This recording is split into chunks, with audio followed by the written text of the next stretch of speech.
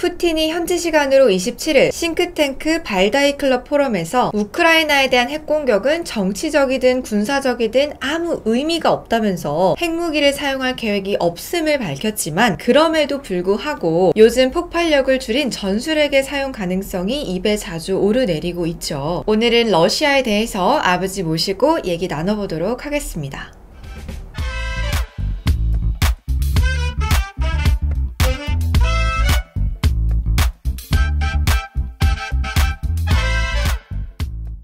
아버지, 요즘에 푸틴은 물론이고 라브로프 외무장관 등이 핵 사용 가능성에 대해서 자주 언급을 했죠. 그렇지. 또 계속 우크라이나가 더티밤을 사용할 것이다라고 자주 얘기를 하고 있는데, 사실 이거는 핵 사용 당위성을 에둘러 설명하라는 것 같거든요. 게다가 미국은 지난 26일에 내년 봄으로 예정됐던 개량형 전술 핵무기 B6112에 대한 나토 배치를 오는 12월로 앞당기기로 했는데요. 전반적인 분위기로 봤을 때는 굉장히 무섭거든요. 이게 핵을 사용하게 되면 정말 끝이잖아요. 어떻게 될까요? 만약에 이수가 길 가다가 철천지 왼수를 만났어. 꼭 뒤통수를 좀 때려주고 싶어. 그랬을 때 좀 험악한 표정으로 다가가는 게 좋겠니? 아니면 미소와 함께 다가가는 게 좋겠니? 일단 웃으면서 미소로 그 사람을 방심하게 한 다음에 뒤통수를 빡 갈겨야지.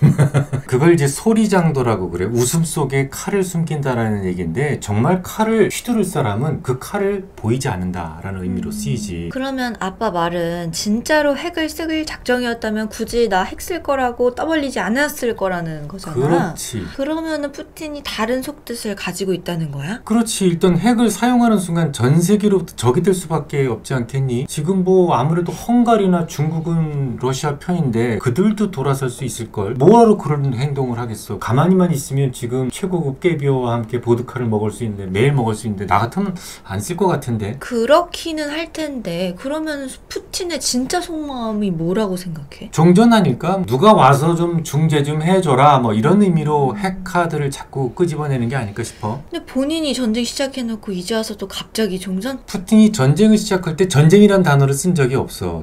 특별작전이라는 표현을 계속 써왔고, 또 지금도 그렇게 믿고 있어. 돈바스를 출발한 탱크가 간단하게 젤렌스키를 밀어 앉히고 실각시킨 다음에 거기다 괴뢰정보 앉혀놓고, 그 다음날에는 키우에서 아주 우아하게 보르시를 먹을 수 있다고 생각을 했을 거야. 하지만 우크라이나 국민들은 결코 자유를 포기하지 않았어. 뭐 그렇게 하루 이틀이면 끝날 것이다 라고 생각했던 전쟁이 벌써 지금 8개월째 끌어가고 있지 않니? 그럼 이제 병사들도 지칠 만큼 지쳐있다고. 그걸 교체를 해줘야 되는데 대체할 수 있는 병력은 아예 생각도 하지 않았어. 게다가 전사자가 지금 너무 많아. 뭐 비공식적으로는 8만 명이 넘는다면 이런 얘기도 지금 나오고 있는데, 그러다 보니까 전 남부 헤르손부터 시작해서 돈바스 지역까지 그 지역을 커버할 수 있는 그런 상황도 아니란 얘기지. 그렇다고 하더라고요. 그 헤르손은 전략적 요충지인데 중요하지. 최근에는 거기서 이제 철수를 결정했다고 하니까 그 이유가 병력 부족 때문이 아닐까 생각을 하긴 했거든요. 아까 아빠가 비공식적으로는 8만 명 정도가 죽었다고 하는데, 안 그래도 지금 계속 무차별적인 징집을 하고 있고 또 아주 강압적으로 대규모 모병을 하고 있는 상황이잖아요. 근데 이 모병에도 문제가 있다는 얘기가 굉장히 많아요. 우선 강제 징집된 병사들은 전장에 투입된 지 72시간 만에 죽거나 전사하거나 아니면 포로로 잡혔다는 통계가 있고요. 심지어 포로로 잡힌 러시아 병사 중에서는 1970년대에 다 녹슬어가는 구닥다리 소련 무기인 카라시니코프를 들고 있었다는 목격담도 있고요. 이거 사실 정말 가서 그냥 죽으라는 얘기잖아요. 거의 비슷하지. 정말 이해가 안 가는 부분인데, 그래서인지 일각에서는 푸틴이 다른 생각을 가지고 이런 일을 벌였다는 주장도 슬슬 나오고 있어요. 영국 BBC에서는 예비군들이 전투훈련 없이 인간 방패처럼 전장에 보내지고 있다고 보도를 했고요. 국제전략연구소 소속 군사전문가 윌리엄 알베르케는 러시아는 징집병들에게 필요한 것을 전혀 지급하지 않고 있다. 그들은 말 그대로 총알바지라는 의미다 라고 지적을 했죠. 러시아가 왜 이렇게 사람들을 사지로 몰아넣고 있는 건지, 굳이 징병을 했다면 훈련도 제대로 시키고 제대로 된 무기를 줘야 되는 게 맞잖아요. 정말로 푸틴이 총알바지가 필요했던 건지, 그리고 만약에 정말 그랬다면 푸틴이 왜 그랬던 걸까요? 오늘 질문은 굉장히 좀 가슴이 아리다. 그러니까 이 정치 논리를 너무 깊이 들어가면 누구나 조금 서글퍼져. 하고 싶은 생각은 없는데, 아무튼 질문을 했으니까 대답을 해줄게. 6.25 전쟁이 터지기 직전에, 그러니까 김일성이 보유한 군대는 우리 남쪽 군대에 비해 비해서 정말 하잘것없는 수준에서 볼품이 없었어. 북한군이?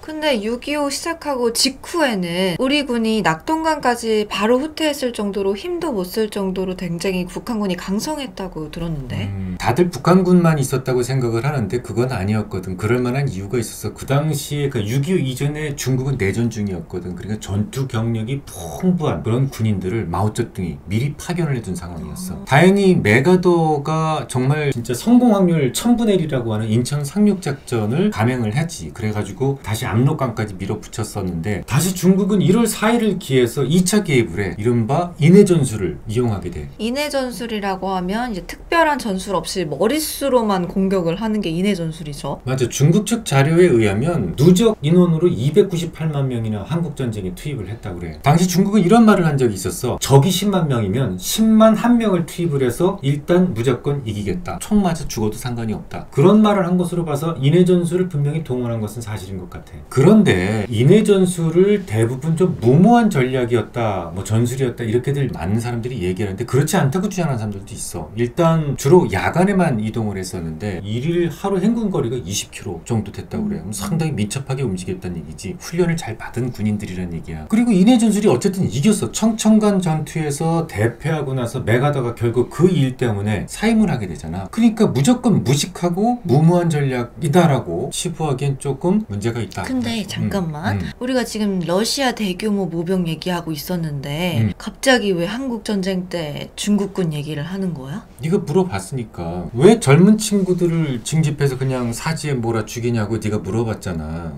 거기에 대한 답변을 하는 거야 지금. 이해가 안 가지 아직은. 1945년도 8월에 일본이 이제 항복을 하잖아. 그러면서 중국은 그때까지만 하더라도 일본하고 싸웠었는데 중국은 이제 일본과의 싸움을 끝내고 내전 상황으로 들어가게 되는 거야. 공산당하고 국민당으로 나눠서 내전으로 들어가. 당시 국민당의 수장은 장제스라는 사람이었어. 장개석이라고도 그랬지 우리나라 말로는. 그리고 마오쩌둥이 공산당의 수장을 맡고 있었고, 근데 장제스는 미국의 지원을 받았음에도 불구하고 상당히 좀 부패 있었어. 국민들의 이제 일반적인 지지를 받지 못했었지. 하지만 마오쩌둥은 조금 더 청렴한 이미지로 다가서면서 국민들이 전폭적인 지지를 얻게 돼. 결국 1949년에 국共내전, 국민당과 공산당의 내전은 끝이 나고 장제스는 지금의 타이완으로 쫓겨나게 된다고. 그래서 자꾸 지금도 중국이 자기네 땅이라고 우기는 거야. 6.25 전쟁이 언제 일어났어? 1950년 6월 25일이죠. 여름이었지. 그때가 딱 중국의 국共내전이 막 끝난 상황이었단 말이지. 내전은 끝이 났어. 장제스는 지금 타이완으로 물러났지만 중국 본토에도 장제스의 잔당이 남아있었단 말이지. 이 장제스의 잔당을 빨리 처리하지 않으면 어쨌거나 후위를 도모할 수 없다는 생각을 했을 거야. 당시 뭐 엄청난 인력의 중국군들이 피리와 꽹과리를 불면서 쳐들어왔는데 3명당 총은 한 사람한테만 주고 2명한테는 한 명은 피리, 한 명은 꽹과리 이렇게 줬다는 그런 기록들이 남아있어. 그러면은 마오쩌둥이 장제스의 잔당들을 처리하기 위해서 한국전쟁에 총을 받으러 썼다라는 얘기인 거잖아요. 뭐 그렇게 추측들을 많이 하지. 총도 안 주고 파필이랑 꽹과리 들게 하고. 그렇지. 너무하다.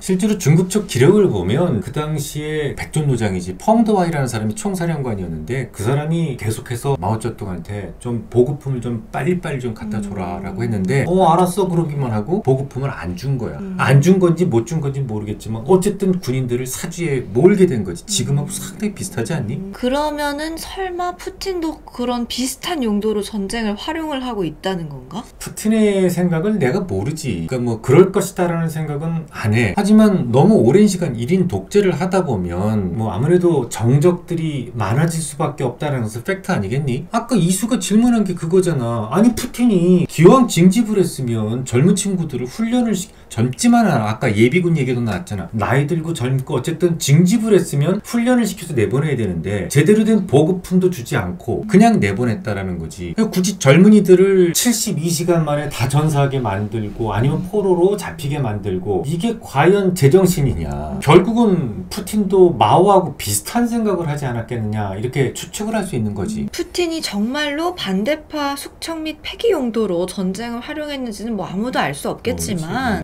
만에 하나라도 그런 의도가 아주 죄금이라도 있었다고 하면 정말 잔인하고 무모한 짓을 한 거죠. 그렇지. 뭐 어쨌든 뭐 푸틴 생각은 전쟁을 이제 그만 끝내고 싶어 하는 것 같아. 하고 싶은 일은 다 했다고 생각을 하는 것 같아. 돈바스 먹었잖아. 그지? 그리고 정적이라고 할 수 있는 부분들을 어느 정도는 좀 처리를 한 것 같고, 내가 만약에 푸틴이라면 뭐 이 정도에선 전쟁 그만했으면 좋겠다는 생각을 하지 않았겠니? 뭐 아까 이수가 초두에 말했던 그 말다 회의에서 푸틴이 이렇게 얘기한 적이 있어. 미국과 그의 동맹들이 우크라이나에서 피해 게임을 하고 있지만 결국 그들은 나와 대화를 해야 될 것이다 라는 얘기를 했어. 어떻게 들려? 나와 대화를 해야 될 것이다. 대화 좀 하자. 대화 좀 하자. 마음 같아서는 대화? 무슨 삐 하고 싶지만 정리를 한번 해볼게요. 주먹 제대로 쥐네. 이수는 정치를 잘 모르기 때문에 정치적 문제에 대해서는 논외로 하고 정리를 해보도록 하겠습니다. 무려 8개월 동안 끌어오던 전쟁은 올해 말이 아주 중요한 분기령이 될 것 같은데요. 일단 전쟁을 일으킨 푸틴이 더 이상 전쟁에 대한 의지도 없는 것 같고, 무엇보다 전쟁을 수행할 능력도 없어 보이죠. 만약에 이 전쟁이 끝난다면 우리는 주로 뭘 봐야 할까요? 전쟁 관련주들은 전쟁 때문에 올라왔었잖아. 그러면 그것과 관련된 기대치가 조금 수그러질 수 있겠지. 뭐 물론 장기 계약도 많고 그래서 그 기대치가 싹 없어지는 것은 아니야. 하지만 심리적으로나마 전쟁 관련주들이 조금 수익이 났다면 일부는 좀 줄여두는 게 좋겠다라는 생각을 하지. 연말까지 전쟁 관련주 비중을 실실 줄이기. 오케이. 알겠습니다. 오늘은 아버지와 함께 러시아가 무슨 생각을 가지고 있을지에 대해서 깊게 얘기를 나눠봤는데요. 6.25 때 중국군을 예로 들면서 얘기를 나눠보니까 이 정치적 논리라는 게 굉장히 잔인하고 무섭다는 생각이 들죠. 얼마나 억울하게 희생당한 사람이 많을지 진짜 감히 상상도 안 가고요. 잔인하게 합법적인 살인을 할 수 있는 전쟁 정말 있어서는 안 되겠죠. 아무튼 이제 그만하고 싶다는 푸틴이 아니더라도 종전은 누구나 바라는 일이니까 얼마 남지 않은 올해 안에 조속히 종전이 됐으면 하는 바람입니다. 자, 그럼 오늘도 유익한 시간 되셨기를 바라고요. 다음 시간에도 아버지와 저와 함께 유익한 이야기 계속해서 나누고 싶으시다면 좋아요, 구독 누르시는 거 잊지 마시길 바랄게요. 그럼 안녕.